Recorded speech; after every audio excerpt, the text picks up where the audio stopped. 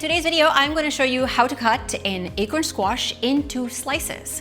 That way, it's ready to be roasted or to be used in your favorite recipes. Hey, I'm Laura, and if this is your first time here, welcome. On this channel, I have a lot of how to cook videos as well as family-friendly recipes. So if that's your jam, hit that red subscribe button so we can cook together once a week, every week. Before you cut your acorn squash, the first thing you want to do is make sure you wash it from the grocery store. You're going to simply take it, put it in your sink with a little warm soapy water, rinse it really well, and dry it with a cloth. I'm gonna take my acorn squash and place it on my board. Acorn squashes also have a lot of ridges, so you want to find a side that is the most stable so it doesn't wobble back and forth, or at least as possible. I'm also using a large kitchen knife. You do want to use one that you can put both hands on to assist you in slicing it in half. The first thing I'm gonna do is trim my ends. It's pretty tough to slice it because it's not a serrated knife. So now that my acorn squash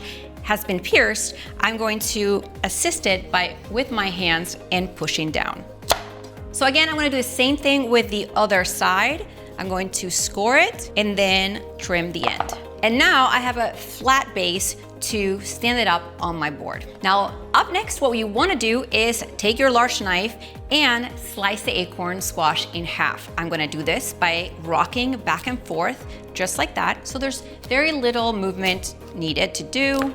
And now we have two halves. As you can see, the acorn squash does have some pulp and seeds, so I'm gonna use a large spoon to scoop it out. And you're gonna do the same thing with the other half. You can use a large spoon or an ice cream scooper, also works very well. So now my two halves are nice and clean. I'm going to slice this acorn squash into half moons. That means vertical slices, which I can then use those slices and roast them in the oven and make a soup. So delicious. So I'm gonna take my acorn squash half and place it on my board. I'm going to take my knife and score myself a little ridge, and with my hands assist the slicing. Now for my recipe that I'm gonna do next, I'm gonna roast these, so I want them about 1/2 inch. The great thing about it is that you can select how thick or thin you want your slices, and I'm gonna repeat the process with the other half.